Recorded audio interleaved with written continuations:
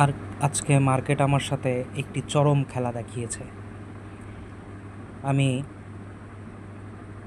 মোটেও মার্কেটের সাথে পেরে উঠতে পারছিলাম না, তবুও হাল ছাড়িনি। উইথড্র দিয়েছি 1200, এখন আবার উইথড্র দিব 1700। বাকি ব্যালেন্স থাকবে 475 টাকা।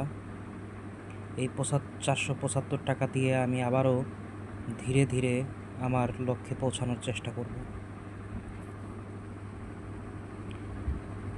এই 5-6 দিনে যতটুকু বুঝেছি, মার্কেট আসলেই একটা বাচ্চা, সেখানে যা দিবেন তাই খেয়ে নেবে। সুতরাং লোভ থেকে দূরে থাকবেন এবং সঠিক সময়ে সঠিক পদক্ষেপটা গ্রহণ করবেন। অতিরিক্ত ট্রেড নিতে যাবেন না। আপনার লক্ষ্যে পৌঁছে গেলেই আপনি হাল ছেড়ে দিবেন।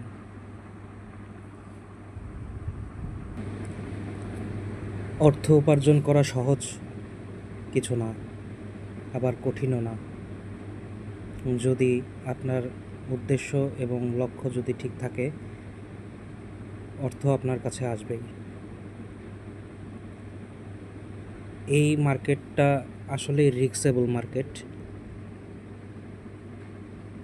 বোঝা বড় দায়, কোথায় যাবে কোথায় কি হবে। সুতরাং দেখতেই থাকুন আমার 1 মাসের টার্গেট পূরণ হয় কিনা। আবারও সাথে থাকব আপনাদের এবং দেখাতে থাকব যতক্ষণ না পর্যন্ত আমি হারি। আর হারাটাই প্রধান উদ্দেশ্য না, জেতাটাই আমার প্রধান উদ্দেশ্য। হারাটা শুধুমাত্র নিজের কল্পনা। আবারও বলি, আপনারা কেউ পুরা মূলধন নিয়ে ট্রেড শুরু করবেন না।